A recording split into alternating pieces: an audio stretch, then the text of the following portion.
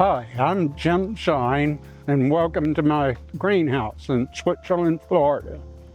This greenhouse was originally constructed with my dad and one of my best friends when I was in high school, and built it in 1974.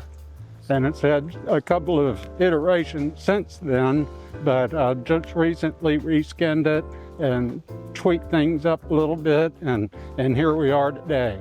So come on inside. Some of the features of this greenhouse that are helpful that you might want to think about if you're designing your own are the knee wall on the outside is concrete block. So if you were to make it out of material that would not decompose, and that knee wall is 2 feet high, the sides are another 6 feet tall. So the total height is 8 feet on the eaves. Also, an important feature are fans. There are 2 fan hours a day, one on one end and one on the other end. The air is constantly circulating. It's always moving. And as you look at the flowers and the plants themselves, you'll see that no matter where you are, there's a little bit of movement.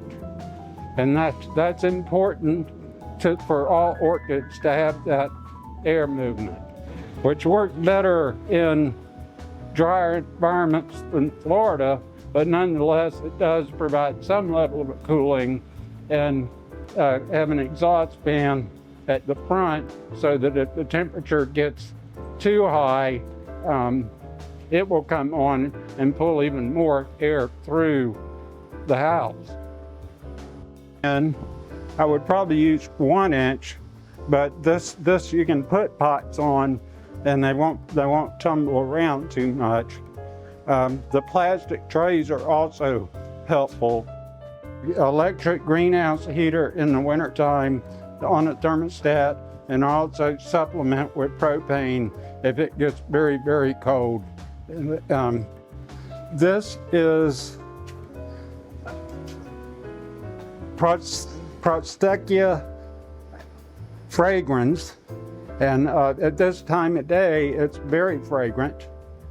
It has that interesting inverted flower shape, and there's several of them.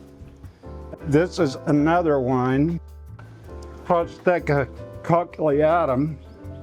This is a species that also occurs in extreme South Florida, but these are both native to Central and Northern South America. From Colombia, Cattleya mendeli, and you can easily see why our breeders, hybridizers, if you will, want to take something like this that has relatively light texture, thinner petals, and cross them up to give the flower a little more strength.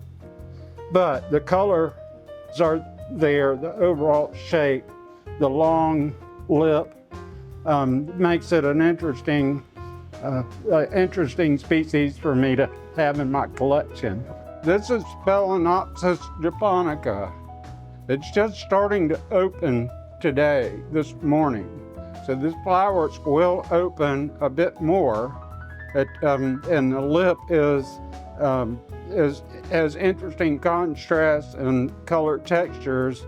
But also notice that this has a spur on the flower, which is very unique for Phalaenopsis of any type.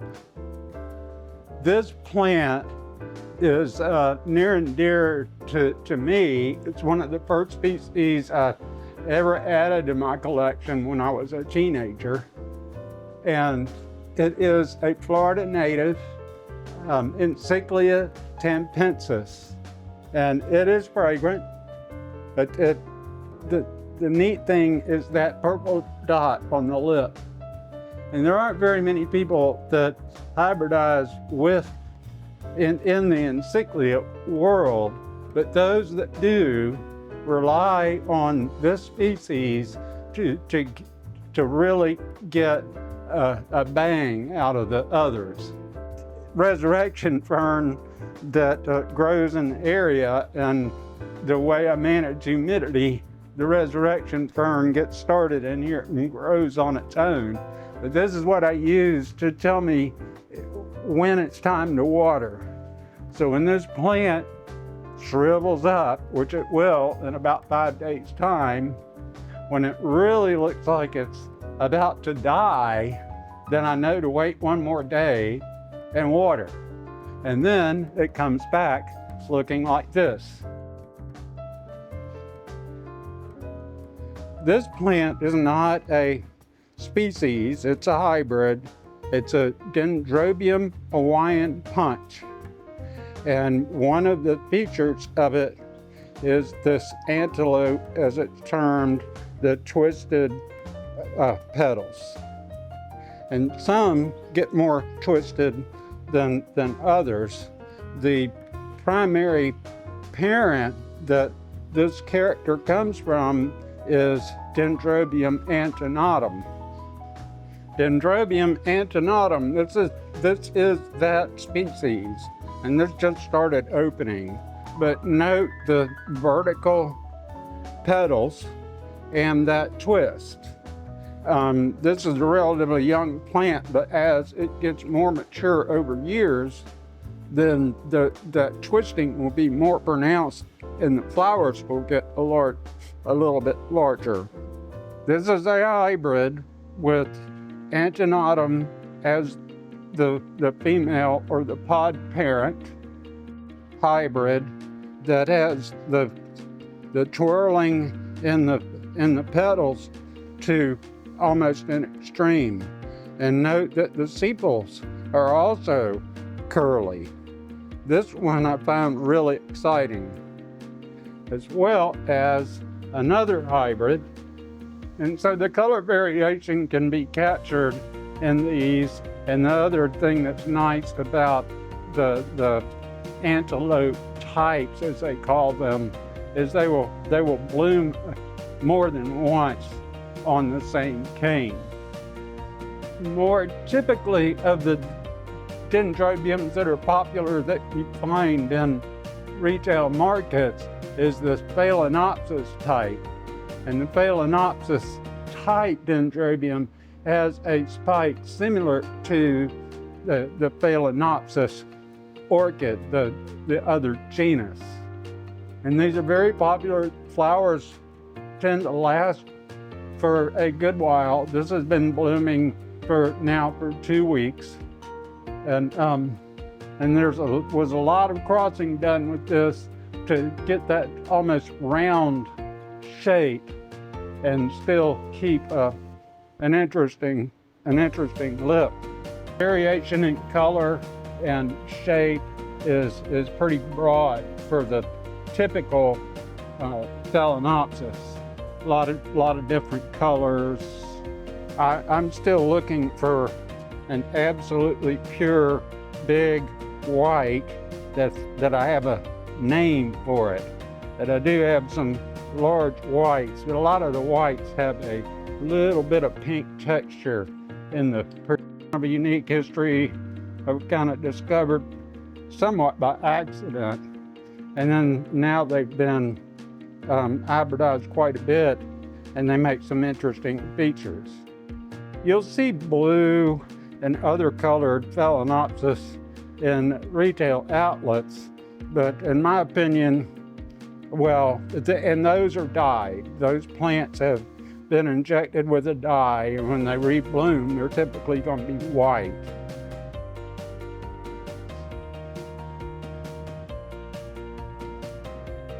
Sort of the pink shirt with the white collar that you often find in some of those places. There are also miniatures of this type of Phalaenopsis that are interesting too, with all the same variety of color patterns. The flowers do last a long time. These spikes on the typical Phalaenopsis, when they finish blooming, they're done. But these bloom spikes will continue to grow, and new flowers will be produced over a long period of time, years even. Phalaenopsis cornucurvi that is a species, and it will bloom all summer now that it's started. And so I have dozen spikes here, and it'll bloom sequentially, pretty much a single flower, and then produce another flower and another flower, and so on. Sometimes there'll be groups of flowers that bloom together. The encyclias are also, they're generally throughout the Americas. There are some that occur in Africa, but they're typically in very tropical and relatively dry environments. This is Encyclia tempensis in an alba form. So it is the white, no purple lip, no darkness on the petals and sepals. Here is a hybrid orchid jungle, which was created in Miami in the 1950s or early 60s.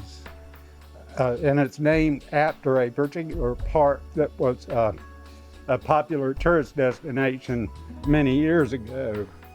And this is a hybrid with tempensis. Look at the number of flowers. And this is just growing on a small piece of tree fern.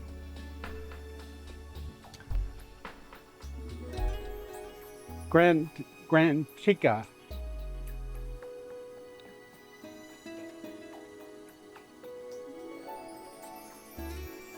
And it is, and most of the encyclias, these flowers are getting a little bit old, but this is epidendrum, pseudo-epidendrum.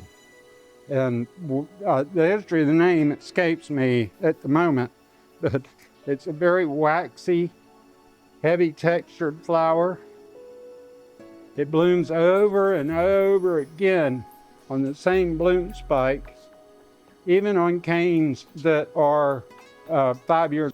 The more resilient they are to drought, and also it also tells you that they might tend to be sensitive to too much water. So it's something to just keep in mind. Here in North Florida, we have to be pretty careful because they don't like getting down temperatures below 60 degrees. Probably 65 would be better. This is a species, Vanda limbata. It's fragrant, but it has a smaller flower than what a lot of people like, or some of the